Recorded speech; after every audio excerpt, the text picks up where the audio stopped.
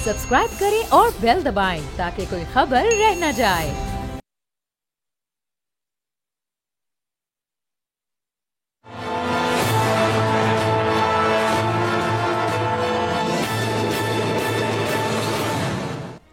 अस्सलाम वालेकुम, मैं हूं बाब जहांगीर। आप देख रहे हैं प्रोग्राम तज्जिया। 8 फरवरी 2024 के इंतखाबात को अब तकरीबन 2.5 माह गुजर चुके हैं, लेकिन उसके नताइज पर जो तहफ़्फ़ुज़ात सियासी जमातों के वो आज भी मौजूद हैं। कुछ जमातें ट्रिब्यूनल्स में भी अपने अपने केसेस लेकर गई। कराची जो कि पाकिस्तान का सबसे बड़ा शहर है, सबसे ज़्यादा मैंडेट रखता है, उस शहर पर सबसे ज़्यादा तहफ़्फ़ुज़ात का इजहार किया गया। और जो जीतने वाली जमातें हैं, जो हारने वाली जमातें हैं, यहाँ पर तमाम ही जमातों को इलेक्शन के नताइज पर तहफ़्फ़ुज़ात थे। पाकिस्तान पीपल्स पार्टी ने MQM के मैंडेट को जारी का, MQM की जानिब से पाकिस्तान तहरीक इंसाफ और दीगर जमातों पर इल्जाम लगाए गए। पाकिस्तान तहरीक इंसाफ अपने फॉर्म 45 और फॉर्म 47 लेकर बैठी हुई है और उनके पास वो बकौल उनके हर हल्के के सबूत हैं कि उन्होंने एक बड़ी कामयाबी हासिल की है।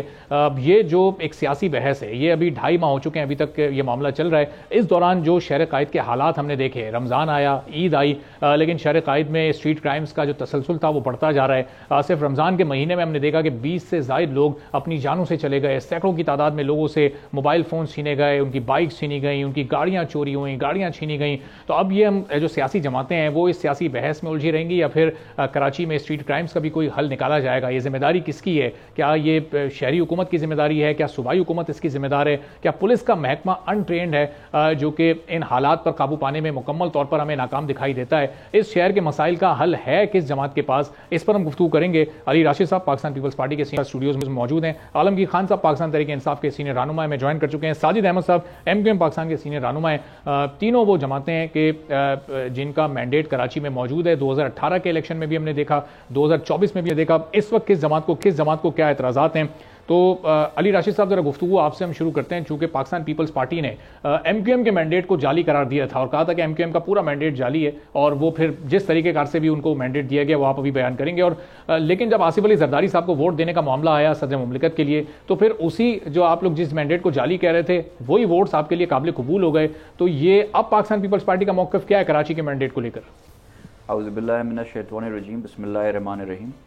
देखिए, हमारा मौक़िफ़ तो दो टोक है और वही है जो शुरू में था। कराची में बिल्कुल मामलात कुछ ऐसे बना दिए गए और MQM को सीटें दी गई एक सिल्वर प्लेटर पे रख के। मगर देखें, ये हमने अपनी जितनी भी रिजर्वेशंस हैं, हमने एक फोरम होता है, तरीक़ेकार होता है और उस प्रोसेस होता है। हम इलेक्शन ट्रिब्यूनल्स में भी गए हैं। मैं ज़ाती तौर पे ख़ुद यहाँ का एक सेमिनर रह चुका हूँ और यहाँ से मैं उम्मीदवार भी था इसी हल्के से जहाँ आपका हेड ऑफिस है।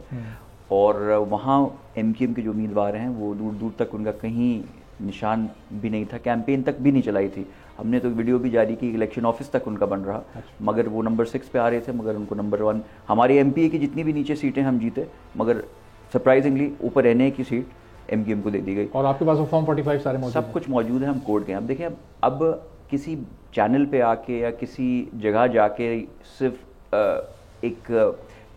एक वो क्रिएट करना कि मुल्क ऑलरेडी एक शिकार है, अब हम धरने दें। अब एक प्रोसेस है। इलेक्शन कमीशन जाएं, इलेक्शन कमीशन में चैलेंज करें। आप अगर वाकई हक पे हैं, कोर्ट जाएं, इलेक्शन ट्रिब्यूनल्स हैं, उसमें हम गए हुए हैं। और ऐसी बात भी नहीं है कि रिलीफ नहीं मिल रही। आपने देखा होगा लोधरा में अभी 2 PMLN के जो उम्मीदवार जीते थे उनका हो गया, फिर एक और रिकाउंट हुआ कराची में जो एक उम्मीदवार। ट्रिब्यूनल इलेक्शन कमीशन का जो पेस है इन केसेस पर, उससे आप मुतमईन हैं? क्योंकि आप हुकूमत में, इसलिए आपके पास तो टाइम है, ठीक है, आप वो सारा डिले बर्दाश्त कर रहे हैं। लेकिन जो जमातें अपोजिशन में, वो तो चाहती हैं ओवर द नाइट फैसले हो जाएं। आप बिल्कुल सही कह रहे हैं। उनकी स्पीड से मैं मुतमईन नहीं हूँ, मगर अगर ये स्पीड सिर्फ इन केसेस में स्लो होती तो शायद मैं कहता कि यार यहाँ कुछ समथिंग इज़ नॉट राइट।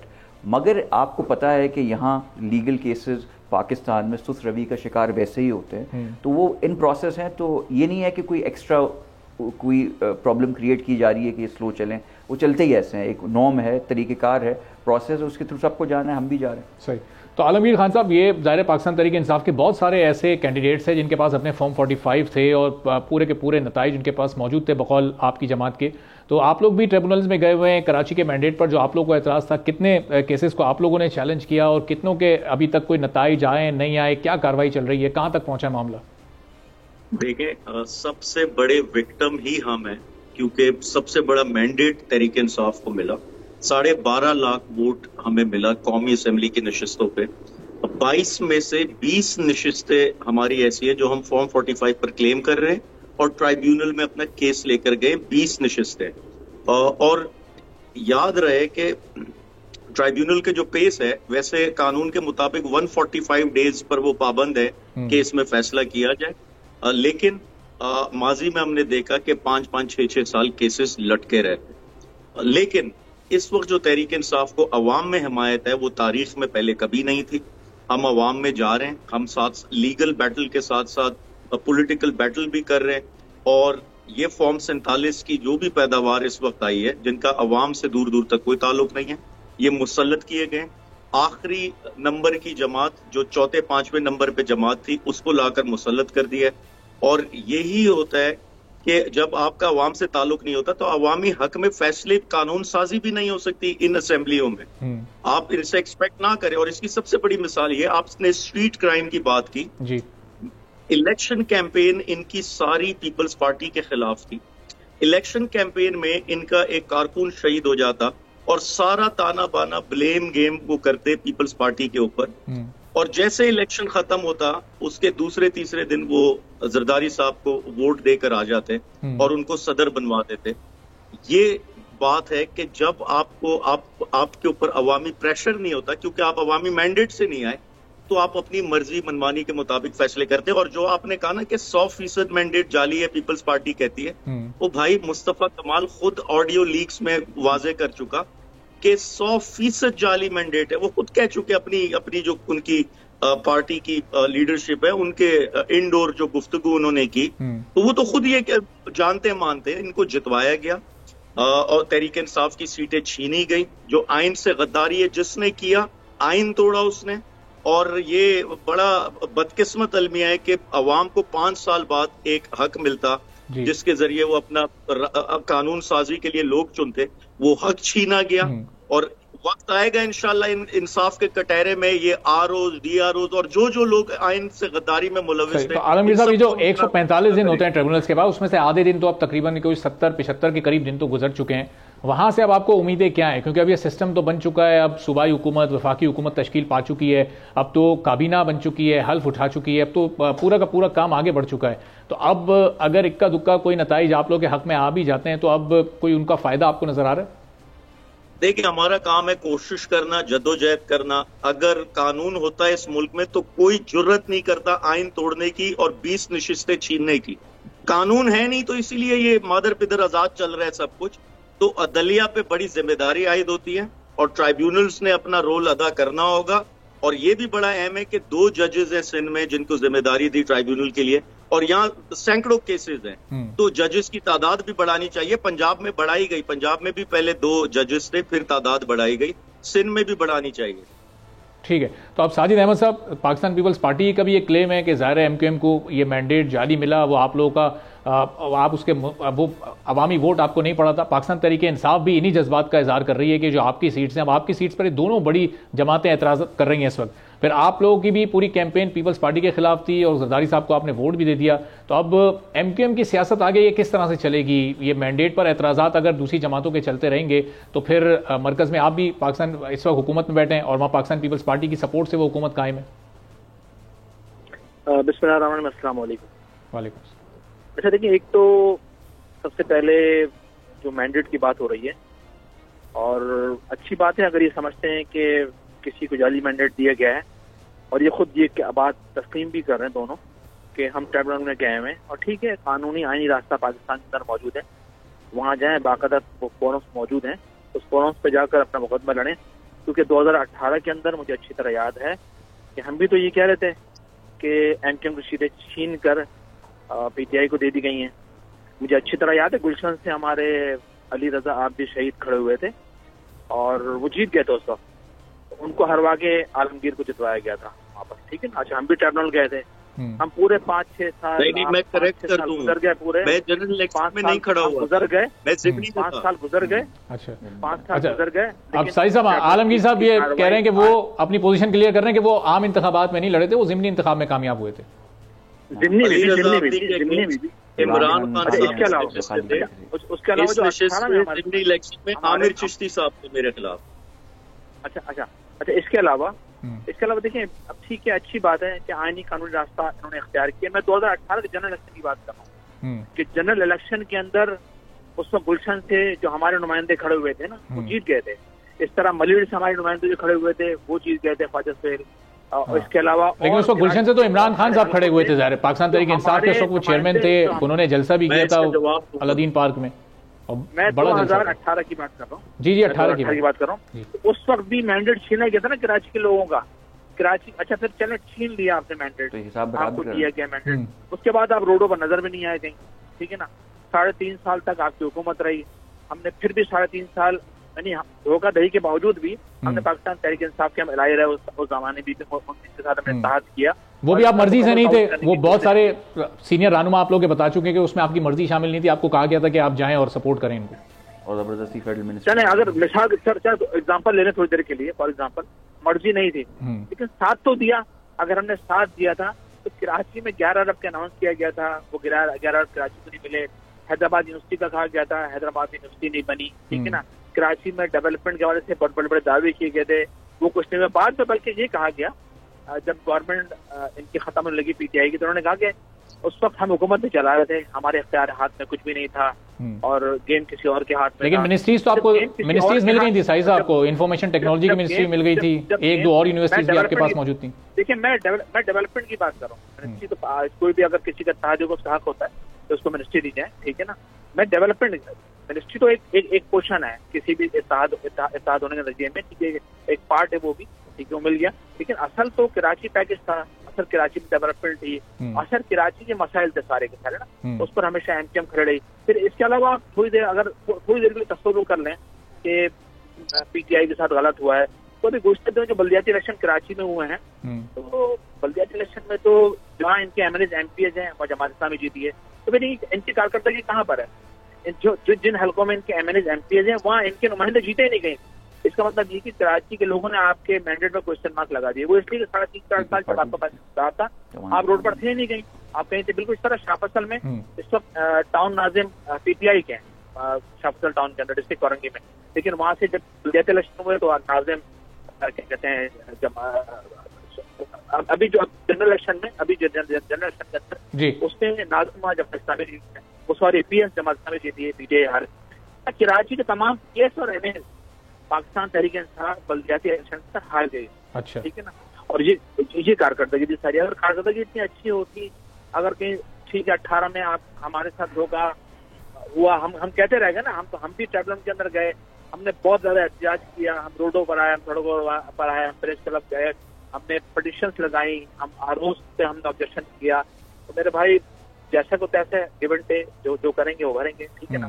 तो बहरहाल अब आप गए वहाँ पर कर्नल के पास, हम भी अपने एविडेंस लेके आप जाएंगे वहाँ पर, और आप भी जाएं। अच्छा, तो जो फैसला हुआ देखी जाएगी। ठीक है। तो अली राशिद साहब, ये साजिद साहब ये कह रहे हैं कि 2018 में वो ट्रिब्यूनल गए थे और अब दीगर जमातें वहाँ गई हुई हैं, तो अगर उस वक्त जिस तरह सीटें छीनी गई थी वो दुरुस्त था, तो फिर क्या ये अभी वाला तर्ज अमल भी फिर दुरुस्त है? देखिए, जवाब दूंगा। टू रॉन्ग जी, आ रहा हूँ मैं आलमगीर साहब को। अगर वो मान रहे हैं कि वो गलत था और ये भी गलत है, तो मैं कहना चाहूँगा two wrongs don't make a right. अगर ये दोनों अमल गलत थे तो गलत होता है और सही होता है।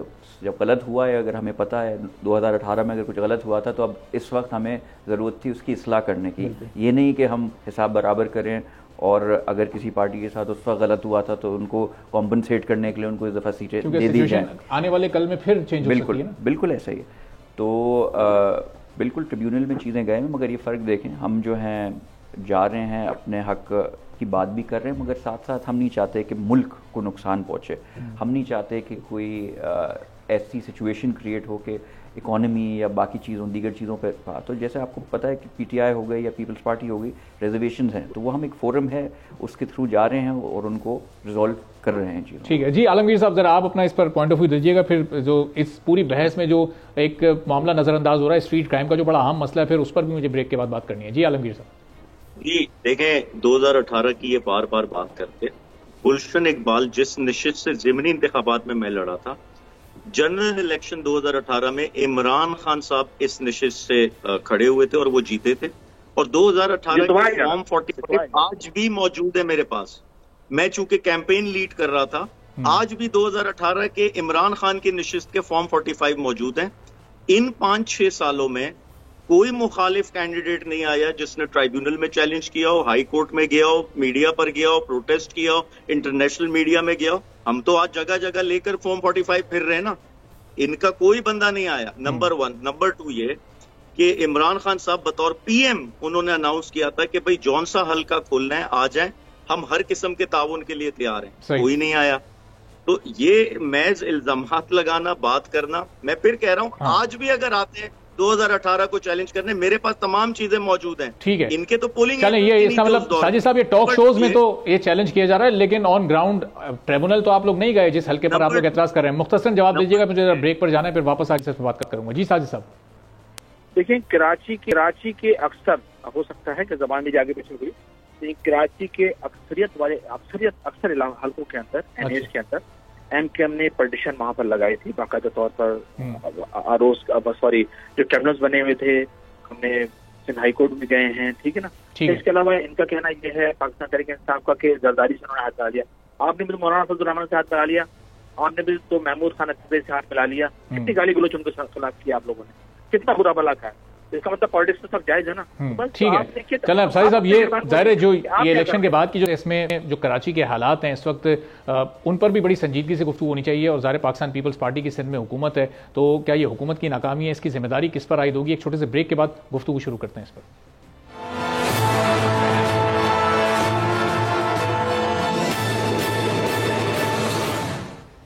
एक बार फिर प्रोग्राम में आपको खुशामदीद कहेंगे। और प्रोग्राम के इंट्रो में जैसा मैंने आपको बताया था कि ये स्ट्रीट क्राइम जो कि कराची में इस वक्त थमने का नाम नहीं ले रहा है, और आए रोज़ हम सड़कों पर लोगों की जाने जाते हुए देख रहे हैं। सिर्फ हम इस साल के अगर शुरू के 3 माह के स्टैट्स आपसे शेयर करें, तकरीबन 60 लोग अपनी जानों से इस वक्त जा चुके हैं। अब ज़ाहिर है चूँकि अपोजिशन जमातें, अली राशिद साहब इस वक्त मेरे साथ मौजूद हैं, तो उनका पॉइंट ऑफ व्यू मैं पहले ले लूँ, चूँकि फिर जिम्मेदारी ज़ाहिर है कि हुकूमत पर आएगी। तो आलमगीर खान साहब, ये इस वक्त जो कराची के हालात हैं, इसका जिम्मेदार आप किसको समझ रहे हैं? सड़कों पर चलना एक बार फिर अनसेफ हो चुका है। जो हालात हम 2013, 14, 12, 15 से पहले देखते थे, क्या एक बार फिर वो कराची में वापस आ चुके हैं आपकी नजर में? इसके जिम्मेदार वो लोग हैं जिन्होंने पुलिस को एक प्रोफेशनल इदारा बनने नहीं दिया, जिन्होंने पुलिस को पॉलिटिसाइज किया, जिन्होंने सेफ सिटी प्रोजेक्ट इस शहर में आने नहीं दिया। कागज में फिर रहे सेफ सिटी प्रोजेक्ट। मुझे बताएं 10,000 सीसीटीवी कैमरास लगने थे, 2016-17 में ये प्रोजेक्ट अनाउंस हुआ, कितने लगे इस वक्त?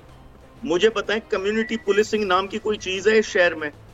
यहाँ ये ऐसे थोड़ी हो सकता है कि, और ये क्यों बेखौफी है, धंधनाते फिर रहे हैं, चोर डकैत जगह जगह लूट मार कर रहे हैं। एक हैबिचुअल क्रिमिनल एक्ट, एक कानून बना था सिंध असेंबली में, क्यों नहीं लागू होता? क्यों बेल्स मिल जाती है इन क्रिमिनल्स को जो बार बार एक ही ऑफेंस करते? दर्जनों पुलिस का यहाँ तकर्रुरी से लेके ट्रांसफर पोस्टिंग सियासी बुनियाद पे होती है, या भर्तियां सियासी बुनियाद पे होती है। और ये मैं नहीं कहता, एक्स आईजी सिंध जमाली साहब वो अदालत में स्टेटमेंट दे चुके, 6,000 गैर कानूनी भर्तियां उनके टाइम में हुई थी। ये सब इस वक्त हाल है। जब तक आप डीपोलिटिसाइज नहीं करेंगे, और ये जो कच्चे के डाकू हैं, ये सिर्फ कराची शहर में तो स्ट्रीट क्राइम उरूज पर है, वहां कच्चे में जो डाकू हैं, एसपी रिजवान की आप वो जेआईटी रिपोर्ट देख लें, वो बताते हैं कि सियासी पुष्टपनाही है इनके पीछे। वो वहां के मकामी एमएनए एमपीएस इनको यूज करते अपनी सियासत के लिए। ये सब चीजें पिछले 3 अदवार से एक ही सियासी जमात की गवर्नमेंट यहाँ है, और ये मसला हल होके नहीं दे रहा। और फिर सोने पे सुहागा जो इनके मिनिस्टर आते, वो जो बयान देते कि ये तो रूटीन का मसला है, ये तो मीडिया एग्जैजरेट कर रहा है, कोई मसला नहीं। हो भाई, 2023 में 90,000 केसेस हुए स्ट्रीट क्राइम के। सिर्फ इस साल 50 से ज्यादा लोग कत्ल हो चुके हैं स्ट्रीट क्राइम में। 60,000 के करीब मोटरसाइकिलें छिन चुकी हैं पिछले साल। ये मजाक लग रहा है, 28,000 के करीब मोबाइल फोन छिन चुके हैं। और यहाँ पे कोई फॉरेंसिक्स का कोई सिस्टम नहीं पुलिस के पास, कोई यहाँ पर जियो फेंसिंग का सिस्टम नहीं कि वो मोबाइल को या चोर डकैत को ट्रेस कर सकें। कोई यहाँ पे साइंटिफिक तरीकेकार नहीं होता पुलिस के पास। पुलिस का कोई ताउन ही नहीं है एक विक्टिम के साथ। एक विक्टिम चोर से ज्यादा पुलिस थाने में जाते हुए डरता, वो पुलिस जो उससे बदतमीजी करती, बदसलूकी करती, उससे ज्यादा खौफ होता। ये स्टेप्स किसने लेने? और फिर ऐसे में सियासी जमातें जो इन मामलात पे भी फौज को तलब करती, भाई ये फौज का काम नहीं है। ये पुलिस का काम है, पुलिस को क्यों इक्विप्ड नहीं करते? सही, पुलिस क्यों इक्विप्ड नहीं, और पुलिस की क्या करते? ट्रेनिंग उस हिसाब से नहीं है कि पुलिस ये क्राइम्स को कंट्रोल कर सके? साजिद साहब, इसमें भी आप ज़ाहिर सिंध हुकूमत पर ही ये सारा मलबा गिराएंगे, सिंध हुकूमत की जिम्मेदारी है कराची में भी अमन अमान की सूरत हाल को बेहतर रखना और फिर अंदरूनी सिंध भी इस पूरी सूरत हाल को कंट्रोल रखना? जी हेलो, जी साजिद साहब, मेरी आवाज़ आ रही है? जी जी जी जी साजिद साहब, तो आप जी जी अच्छा देखिए, तकरीबन 60-65 वक्त तक कराची में इस 1-2 महीने 1.5-2 महीने के दौरान उनको मारा जा चुका है, ठीक है ना। सैकड़ों की तादाद में मोटरसाइकिल छीनी गई हैं, लाखों की तादाद में मोबाइल छीन लिए गए हैं लोगों के, ठीक है ना। अच्छा, इसके अलावा उनको कत्ल भी किया जा रहा है, लूट मार भी की जा रही है, घरों में घुस रहे हैं, बिल्कुल नॉर्मल हो गई चीजें ना। रमजान जैसे मुकद्दस महीने के अंदर लूट मार का वो आलम था कि आईजी का कहना ये था और दीगर जो उनके मिनिस्टर हैं पाकिस्तान पार्टी का कहना ये, जो वज़ीर दाखिला भी हैं उनका कहना ये था कि छोटे मोटे शहरों में, इतने बड़े शहरों के अंदर छोटे मोटे मामला तो चलते हैं, ठीक है ना। इसके अलावा 60,000 पुलिस की नफरी है कराची के अंदर, उसमें 14,000 VIPs की ड्यूटीज पर वो लगे हुए पुलिस वाले, ठीक है ना। बाकी 44,000 रह गए हैं, ठीक है ना। अच्छा, फिर इतना बड़ा 3 लाख का शहर की आबादी है, इसका मतलब ये हो कि एक आदमी पर 1,000 आदमी पर सिर्फ एक पुलिस वाला है इस वक्त जो कराची की सूरत हाल है। यानी वो शहर जो पाकिस्तान को पाल रहा है, जो पाकिस्तान की मईशत का पहिया है, जो पाकिस्तान का माशी हब है, ठीक है ना, जो सिंध गवर्नमेंट को 95% रेवेन्यू दे रहा है, वफाक को 70% रेवेन्यू दे रहा है, उसकी सूरत हाल ये है कि इस शहर को कोई पूछने वाला नहीं है। इसके अलावा कम्युनिटी पुलिस सिस्टम अगर किसी ने दिया है तो कराची में एमक्यूएम उस जमाने में जब बल्दियाती सिस्टम एमक्यूएम का था, मुशर्रफ के जमाने में उस जमाने में एमक्यूएम ने कम्युनिटी पुलिस सिस्टम का निजाम मुतारिफ करवाया था, एक सिस्टम पूरा बनाया था, लेकिन सिंध गवर्नमेंट ने उसको चलने नहीं दिया, ठीक है ना। वो उनको आगे पीछे ट्रैफिक में मूव कर दिया, जो लोग हुए थे उस जमाने में बढ़ती, और या बहुत सारे लोग निकाल दिए गए ना, और उनको निकाल दिया।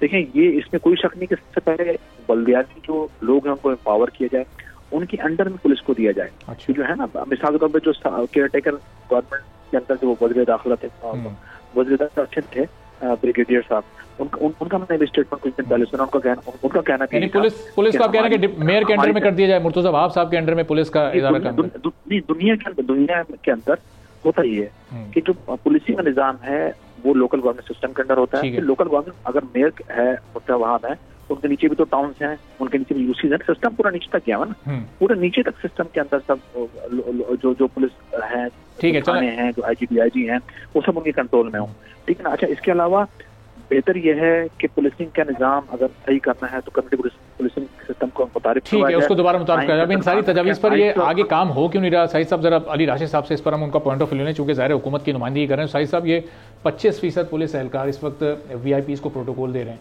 1,000 अफराद पर एक पुलिस एहलकार तैनात है, वो भी किसी हद तक अनट्रेंड, अनइक्विप्ड, तो फिर वो कैसे स्ट्रीट क्राइम को रोक सकेगा? देखिए, पहली चीज़ तो मैं आपको बताऊं कि स्ट्रीट क्राइम और जो बिगाड़ आया हुआ है और स्ट्रीट क्राइम बढ़ा हुआ है, इस चीज़ का नोटिस सिंध हुकूमत ले चुकी है।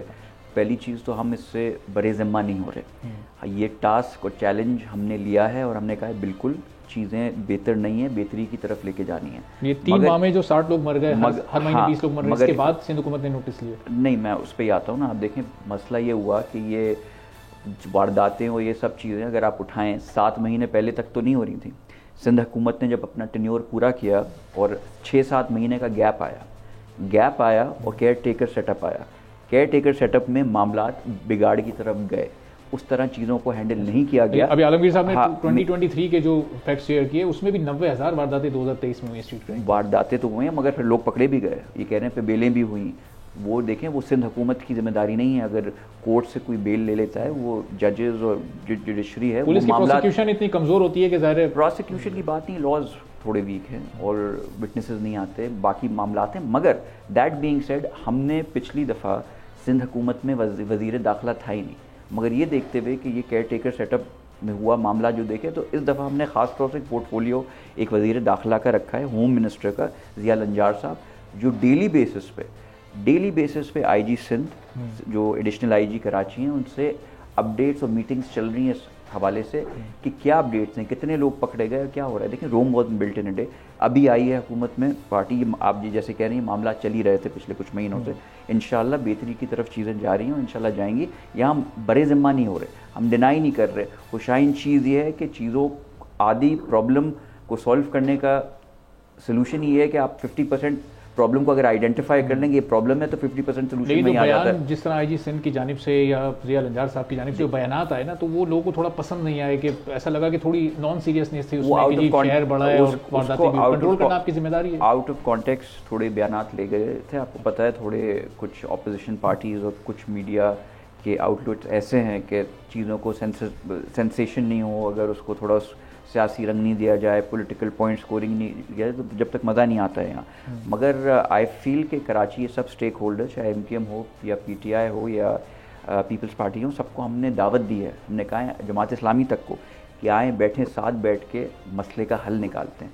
तो अब अगर मीडिया चैनल्स पे बैठ के सिर्फ तनकीद ही करनी है और कराची में बेहतरी नहीं चाहते तो आप करते रहें, हमने तो आपको दावत दी। तो बैकएंड पर क्या हो रहा है? चलो चैनल पर ना ये तनकीद, बैकएंड पर आप लोग क्या इकदाम उठा रहे हैं और कितने अरसे में बेहतरी हमें होती नजर आएगी? बेहतरी होनी शुरू हो गई है, काफ़ी लोग गिरफ्तार भी हुए हैं, और पुलिस स्नैप चेकिंग से लेके, और ये जो आलमगीर साहब कह रहे थे आज ये देखा कि लांडी में मानसहरा कॉलोनी में एक धमाका हुआ है और उसमें भी गैर मुल्कियों को देखें, फॉरेन एजेंसीज यहाँ एक्टिव हैं, ठीक है ना, इसमें कोई दो राय नहीं है ना। रॉ की प्रेजेंस यहाँ डॉक्यूमेंटेड है, विटनेसेस हैं, लोग रंगे हाथों पकड़े जा चुके हैं। ऐसी चीज़ों में उनके अहलकार बनने के बजाय कि मज़ीद आप अपने हुकूमती इदारों पे या स्टेट पे या लॉ इन्फोर्समेंट एजेंसीज पे मज़ीद प्रेशर डालें, आपको तो हमारे साथ बैठना चाहिए। आप तो उनको मजबूत कर रहे हैं, तनकीद करे जाएँ, आप वो तो चाह रहे हैं कि पोलराइजेशन हो, मसले और बढ़ें, कन्फ्रंटेशन हो। हम चाह रहे हैं पॉलिटिकल स्टेबिलिटी हो, इकोनॉमी उसके बगैर नहीं आगे बढ़ सकती। चल, अच्छी बात है कि आप इस पर कंट्रोल करने की बात कर रहे हैं और आगे इकदाम हम देखते हैं कि क्या उठाती है हुकूमत। कामरान टिसोरी साहब को क्या तब्दील करने की कोई तजवीज़ है पाकिस्तान पीपल्स पार्टी की? अपना गवर्नर आप लोग लाना चाहते हैं, क्या इस वक्त इस मामले में पेश? देखिए, इसमें जो डिसीशन सिंध गवर्नर का जो है वो हमने PMLN की पे छोड़ा हुआ था। इसके जो पावर शेयरिंग फार्मूला या जो भी चीज़ें डिसाइड हुई थी उसमें डिसीशन ये हुआ था कि PMLN विल डिसाइड कि कौन होगा, और वो PMLN ने फिर चॉइस MKM को दे दी थी।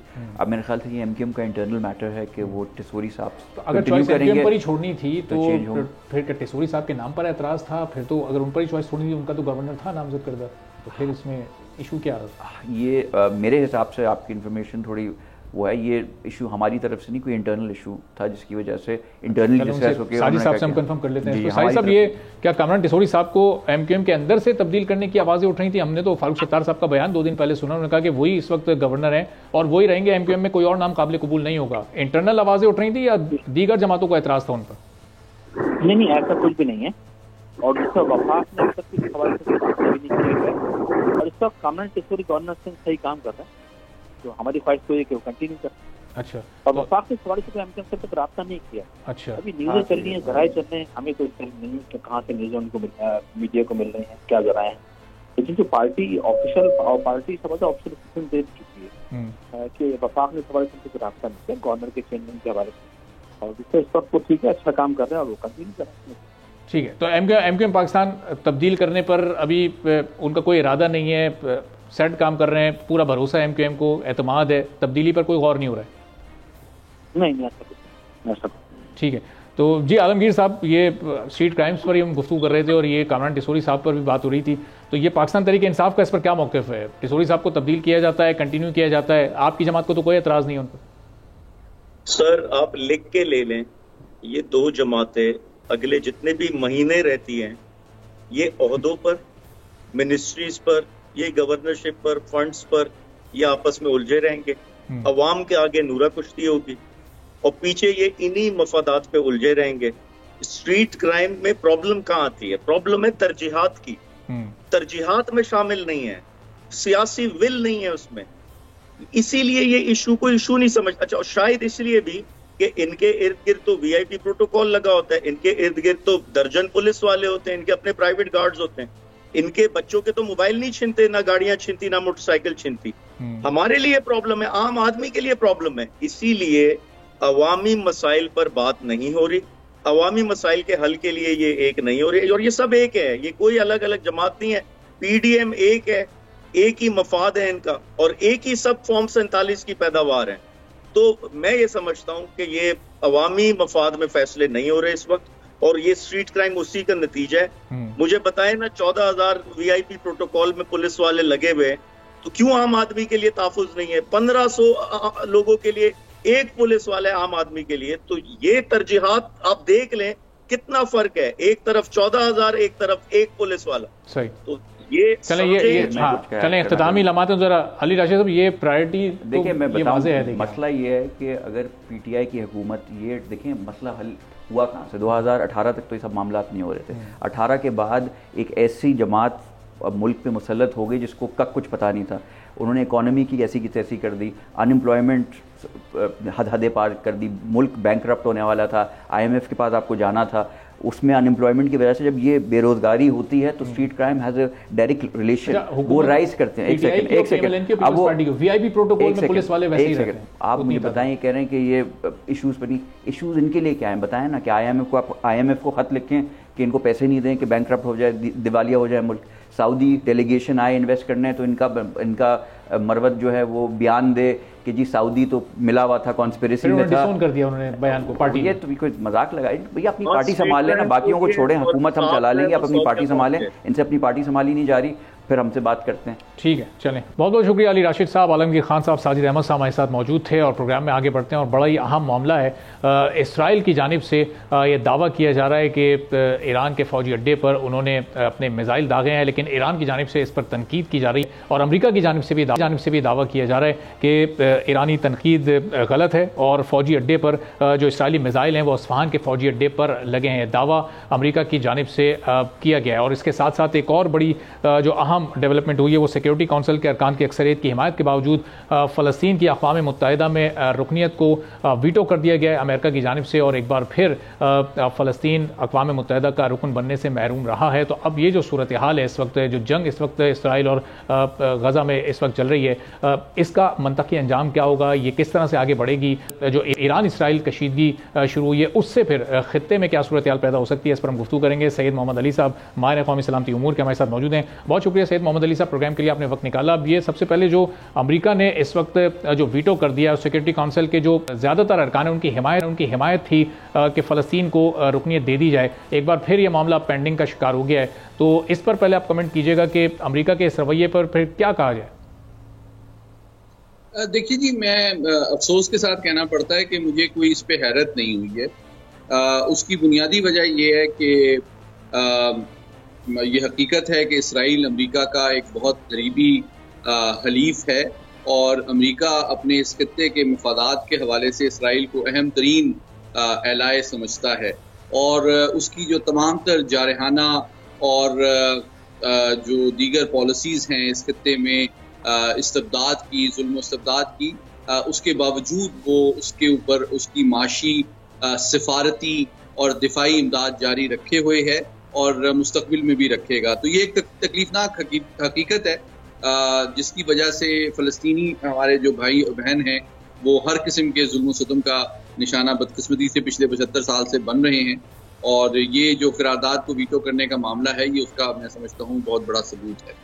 ठीक है, चलें एक छोटा सा ब्रेक सैयद मोहम्मद अली साहब यहाँ पर लेते हैं, उसके बाद ब्रेक के बाद हैं तो फिर जो इस वक्त इसराइल और ईरान के दरमियान जो कशीदगी है क्या ये मज़ीद बढ़ सकती है, और ये बढ़ेगी तो फिर मशरिक़ वस्ता में और क्या इस खित्ते में भी कोई सूरत हाल में बदलाव आ सकता है। जो नई पाबंदियाँ ईरान पर आयद की गई हैं तो ईरान से तिजारत करना अब कितना मुश्किल हो जाएगा, दीगर ममालिक का, इस पर भी हम गुफ्तगू करते हैं छोटे से ब्रेक के बाद।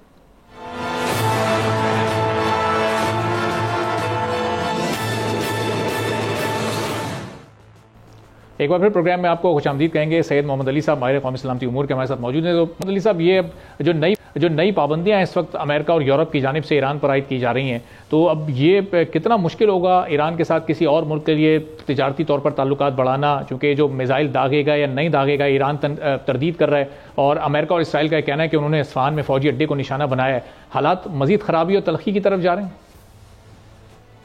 जी यकीनन, देखिए बात यह है कि इसराइल और ईरान के दरमियान जो कशीदगी है वो सिर्फ इस मौजूदा जो तनाव और एक दूसरे के ऊपर हमले हैं उस तक महदूद नहीं है।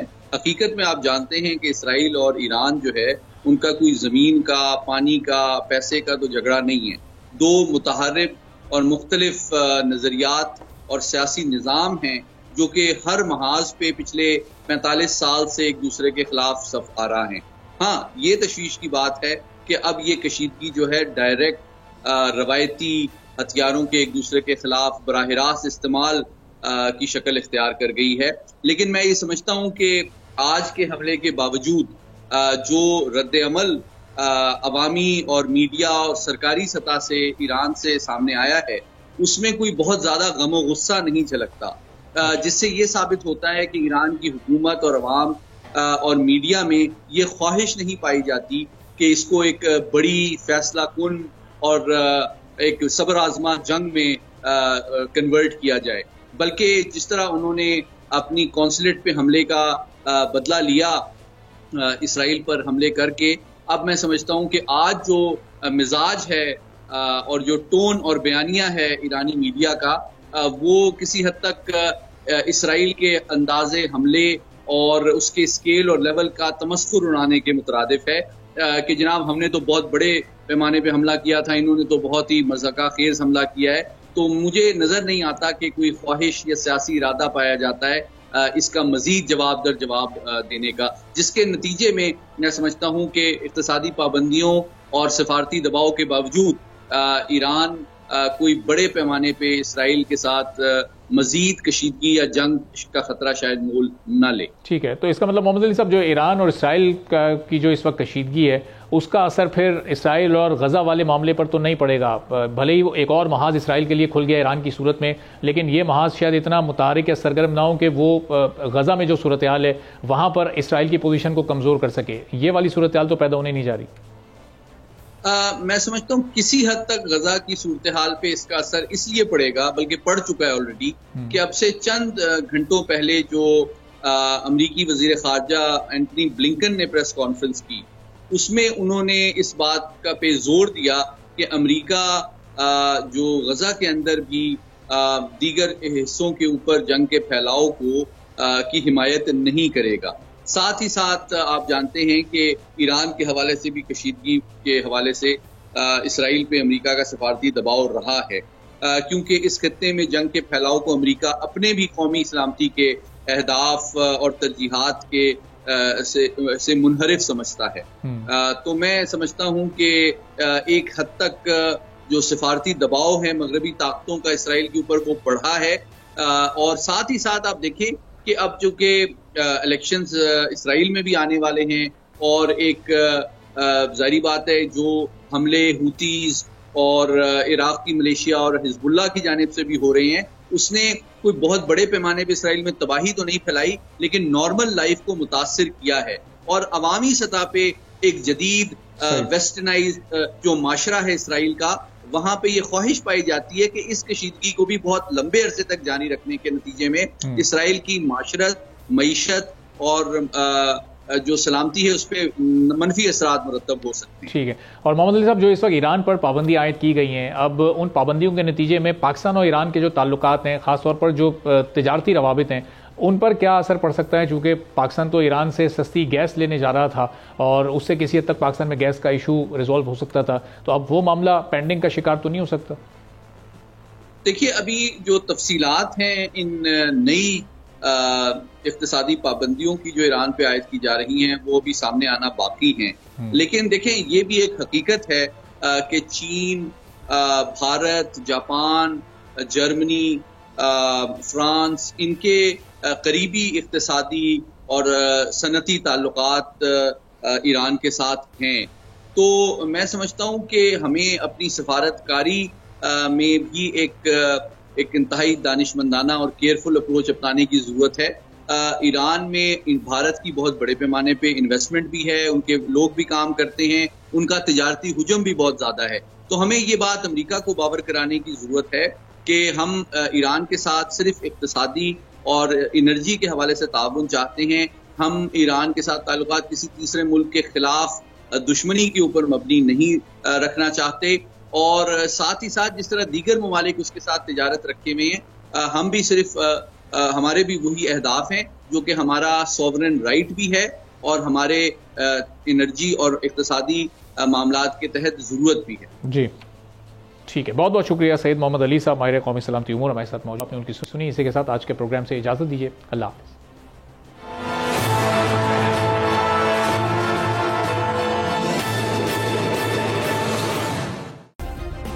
सब्सक्राइब करें और बेल दबाएं ताकि कोई खबर रह न जाए।